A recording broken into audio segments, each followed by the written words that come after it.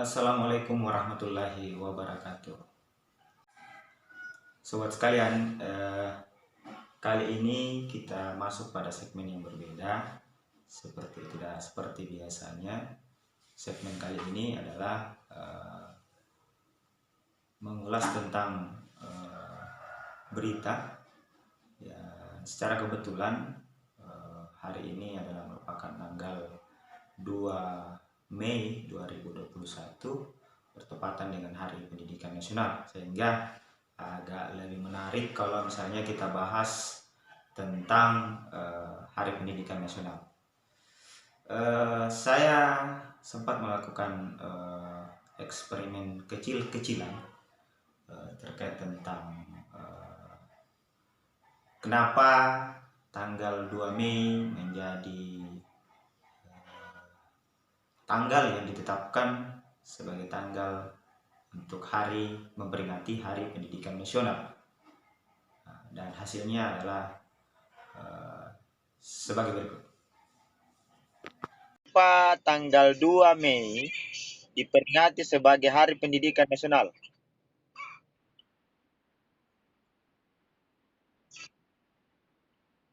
Sebagai Hari Pendidikan Nasional.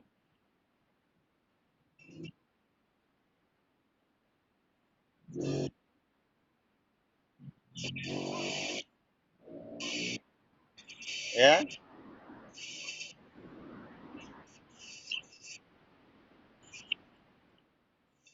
Kenapa tanggal 2 Mei itu diperingati sebagai Hari Pendidikan Nasional?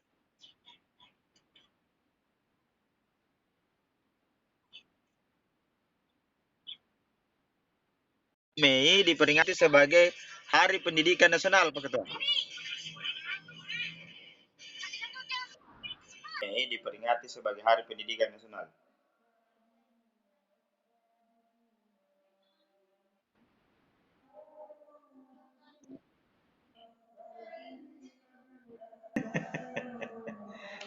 Tidak, kenapa tanggal 2 Mei dijadikan sebagai Hari Pendidikan Nasional?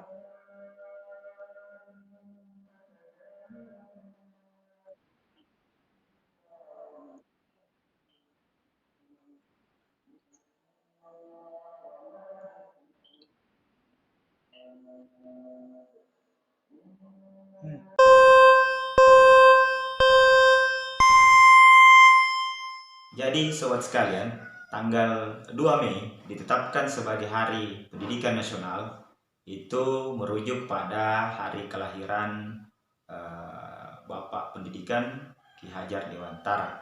Nah, menariknya mungkin kita ingin tahu lebih banyak seperti apa Ki Hajar Dewantara.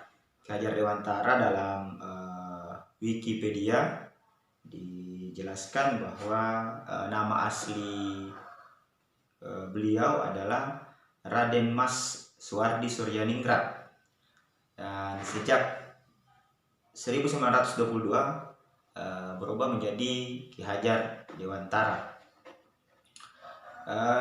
Beberapa juga menuliskan dalam bunyi bahasa Jawanya dengan Ki Hajar Dewantoro. Lahir di Pakualam tanggal 2 Mei 1889. Meninggal di Yogyakarta tanggal 26 April 1959 pada umur 69 tahun. Selanjutnya disingkat sebagai Suwardi atau KHD. Beliau adalah aktivis pergerakan kemerdekaan Indonesia, kolumnis, politisi, dan pelopor pendidikan bagi kaum pribumi di Indonesia dari zaman penjajahan Belanda. Ia adalah pendiri perguruan Taman Siswa, suatu lembaga pendidikan yang memberikan kesempatan bagi para pribumi untuk memperoleh hak pendidikan seperti halnya para priai maupun orang-orang Belanda. Kalau kita bandingkan dengan situasi hari ini, mungkin kita akan menganggap bahwa apa yang didirikan oleh Bapak Pendidikan Ki Hajar Dewantara adalah sebuah langkah-langkah sederhana. Namun perlu diketahui bahwa kemerdekaan atau kebebasan dalam untuk mengenyam pendidikan itu sungguh jauh berbeda antara sebelum kemerdekaan dengan setelah kemerdekaan. Sehingga tentunya melahirkan sebuah lembaga pendidikan yang dikenal dengan taman siswa itu adalah sebuah langkah berani dan sebuah titik tolak dari kemajuan pendidikan khususnya di Indonesia. Namun sobat sekalian, ada yang menarik di mana ada beberapa media online yang kemudian mengkritisi terkait tentang penunjukan Ki Hajar Dewantara sebagai tokoh pendidikan, bapak pendidikan, di mana di sini dituliskan oleh telisik.id misalnya. Ini dituliskan Ki Dahlan tokoh pendidikan sebelum Ki Hajar. Ya, dalam tulisan ini dituliskan salah satu tokoh pendidikan adalah Kiai Haji Ahmad Dahlan. Bahkan sebelum Ki Hajar Dewantara atau RM Suwardi Suryaningrat, Raden Mas ya, Raden Mas Suwardi Suryaningrat mendirikan Taman Siswa pada 3 Juli 1929, Kiai Haji Ahmad Dahlan telah mendirikan sekolah di Kompleks Keraton Yogyakarta. Ahmad Dahlan dilahirkan di Kauman, Yogyakarta 1 Agustus 1868. Ayahnya adalah Kiai Haji Abu Bakar dan ibunya Siti Aminah binti Kiai Haji Ibrahim. Terlahir dengan nama Muhammad Darwis, Ki Dahlan merupakan anak keempat dari 7 orang bersaudara. Bagaimana pemikiran-pemikiran Kiai Dahlan tentang pendidikan? Ya, ini sudah disebutkan oleh Telisik ID, meramukan 6 pemikiran penting Kiai Dahlan. Di sini disebutkan yang pertama, berpikiran maju. Ini pikiran-pikiran Kiai Dahlan yang disebutkan dalam telisik.id. Yang kedua, pendidikan semesta. Yang ketiga, pendidikan seumur hidup. Yang keempat, ilmu amalia. Dan yang kelima, kedisiplinan. Yang keenam, keteladanan. Ada 6 pemikiran-pemikiran Kiai Dahlan yang dirangkum oleh telisik.id. Tentunya kalau melihat perjuangan Kiai Dahlan, dan yang perlu diketahui sobat sekalian bahwa Kiai Dahlan ini adalah Kiai Haji Ahmad Dahlan yang kita kenal sebagai tokoh pendiri Muhammadiyah. Dan Muhammadiyah hingga hari ini merupakan ormas besar Islam yang konsen pada kegiatan sosial dan pendidikan. Dan di dalam bidang pendidikan kita sangat memahami kontribusi Muhammadiyah dalam untuk negara kita itu cukup besar dan eksis hingga saat ini.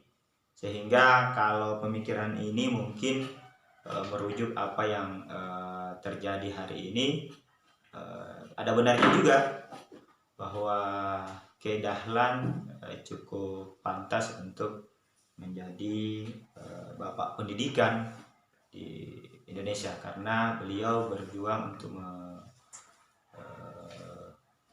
memberikan layanan pendidikan jauh lebih sebelum Taman Siswa digagas oleh Ki Hajar Dewantara. Namun tentu kita tidak boleh melihat ini dari sudut pandang, tidak boleh melihat ini dari satu sudut pandang.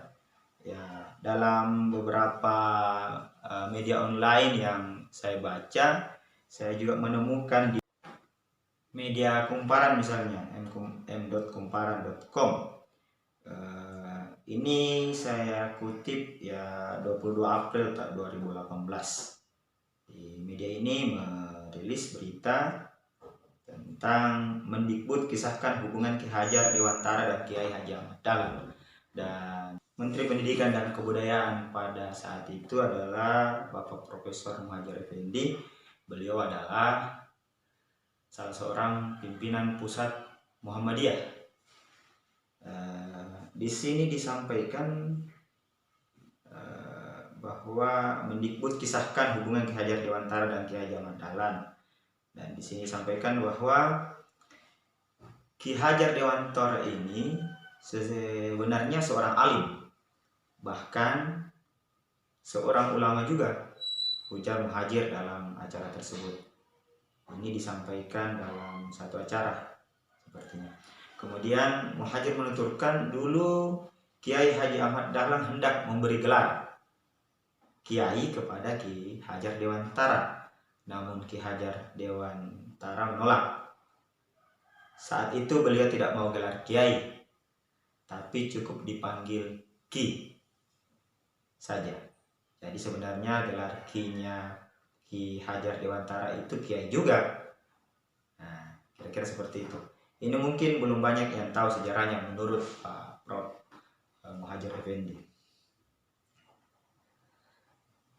Lanjut beliau, penolakan menyandang gelar Kiai itu sebagai bentuk sikap rendah hati dari Ki Hajar pada sosok ulama di masa lalu. Muhadjir menuturkan, baik Ki Hajar maupun Kiai Haji Ahmad Dahlan sebenarnya wak pinang dibelah dua, alias hampir tak berbeda dalam orientasi pada bidang pendidikan. Kiai Haji Ahmad Dahlan juga anggota Taman Siswa yang didirikan Ki Hajar, sedangkan Ki Hajar juga anggota Muhammadiyah yang dibuat Kiai Ahmad Dahlan, Kiai Haji Ahmad Dahlan. Artinya apa? Bahwa sobat sekalian, adanya berita tentang kepantasan dan kepatutan terhadap tokoh pendidikan, ya saya secara pribadi bisa menyimpulkan bahwa sesungguhnya dua tokoh ini, baik Ki Hajar Dewantara maupun Ki Haji Ahmad Dahlan, tentu sangat layak untuk menyandang sebagai tokoh pendidikan. Kalaupun Ki Hajar Dewantara menjadi bapak pendidikan dan kemudian di tanggal kelahirannya ditetapkan sebagai Hari Pendidikan Nasional, ya kiranya mungkin Kiai Dahlan pada hari ini itu masih hidup, tentu juga dengan segala kerendahan hati, ya boleh jadi beliau juga akan menolak sama seperti Ki Hajar Dewantara menolak untuk dipanggil Kiai. Inilah kebesaran hati para pendahulu kita yang mungkin menjadi pelajaran kepada kita pada hari ini, dari dua tokoh besar yang sesungguhnya memang merupakan tokoh-tokoh pendidikan. Ya tentu kita harus syukuri dengan keberadaan mereka, eksistensi perjuangan beliau, maka kita bisa mengenyam pendidikan,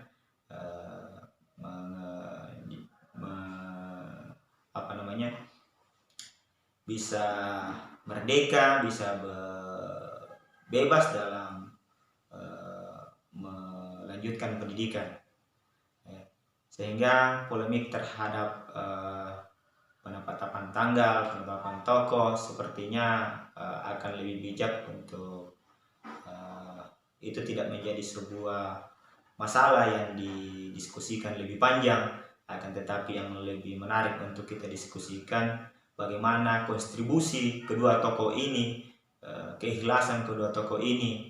Tanpa saya yakin mereka pun tidak pernah berpikir di masa hidupnya untuk dijadikan sebagai tokoh pendidikan perjuangan mereka, karena saya yakin mereka adalah tokoh-tokoh yang mukhlisin, orang-orang yang ikhlas berjuang dalam perjuangan yang diyakininya sebagai sebuah kebenaran. Kira sahabat sekalian, saya hanya bisa mengucapkan selamat Hari Pendidikan Nasional kepada seluruh elemen pendidikan di Indonesia, khususnya guru-guru Republik Indonesia yang merayakan Hari Pendidikan Nasional dimanapun berada. tonton terus channel Firdaus Manaf dalam segmen mengulas berita, karena kita akan ke depan akan mengulas berita yang lebih hot lagi, berita yang mungkin lebih viral lagi untuk kita ulas, sehingga setidaknya sobat sekalian bisa mendapatkan referensi yang bisa dijadikan sebagai bahan perenungan untuk sebuah kesimpulan. Jangan lupa like, komen, share, ya, dan subscribe untuk lebih memajukan konten-konten positif di channel ini, dan komentar yang membangun sehingga konten-konten ini bisa memberi manfaat kepada seluruh sahabat sekalian. Assalamualaikum warahmatullahi wabarakatuh.